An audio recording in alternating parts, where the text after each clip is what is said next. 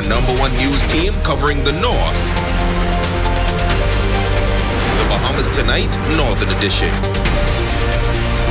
Welcome back. The Bahamas Union of Teachers is still mourning the loss of former educator and trade unionist Donald Simonet. Simonet, the former president of the Bahamas Union of Teachers, passed away last month. Speaking on the life and contributions of Simonet is Area Vice President of the Bahamas Union of Teachers, Quentin LaRota, who says he not only knew him on a personal level, but notes that he was a great inspiration to him as well. I always admired his strong stance, the way he was, and his reasonableness as well. He was strong, but he was reasonable.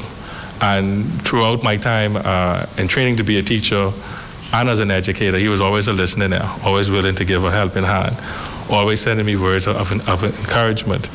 And he set a good example as a labor leader. He started off as he was a principal while he was president. And we named an award after him in Grand Bahama called the Donald Simonet Award. And it was for the administrator that demonstrated the best industrial relations. LaRota adds that Simonet's legacy will be a great one and that he will truly be missed. He went from the union to be director of labor and all of those things that happened professionally. But I have a personal tribute to pay to him. And publicly, I want to just thank him for all of the lives he's touched, from the Bahamas Union of Teachers, to the Department of Labor, to the Credit Union, where he was chairman for some time. And that has been an organization that has assisted thousands of teachers over the years. And so to Donald Simonet and to his family, thank you for your contribution. God bless you and keep you, and may you enjoy your eternal rest. And for those of us who left behind, we will be blessed if we could only follow partially in your example. Simonet passed away on Thursday, May 27th. And that's a look at stories making news. Now it's time for your sports check with Jay Philippe.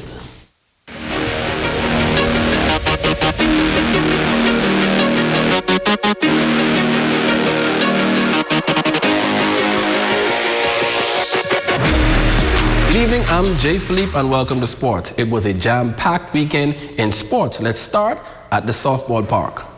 The Grand Bahama Amateur Softball Association kicked off its season on the weekend after not playing for nearly 16 months.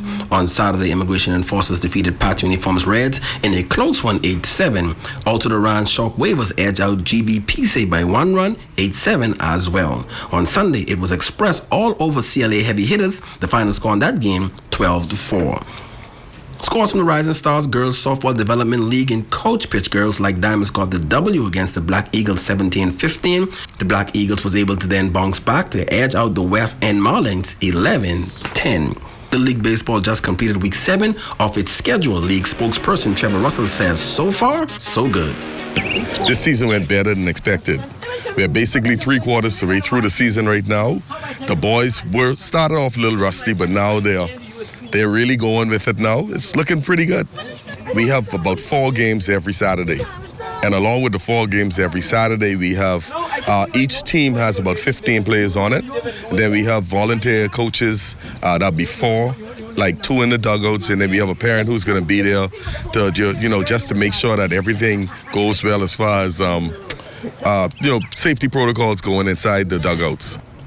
From the field now to the courts, fresh from being named WNBA Eastern Conference Player of the Month for the month of May. Jonquel Jones now named WNBA Conference Player of the Week, leading her team to a 2-0 record during that stretch. Jones averaged 27 points per game to go along with 10 rebounds and 2 blocks per game. And finally, in sports, Grand Bahama, we all know Coach John Terry Wildgoose, former national team coach and Special Olympics coach. Goose was recently diagnosed with stage 4 pancreatic cancer. Wildgoose has been involved in the sporting community in Grand Bahama for decades, and he now needs our help. For those persons that can assist, you can do so by donating to his GoFundMe page or contact his son, Dejon Wildgoose, at 805-9673. Again, that's 805-9673. And that's a quick check on sports. I'm Jay Philippe. Be blessed.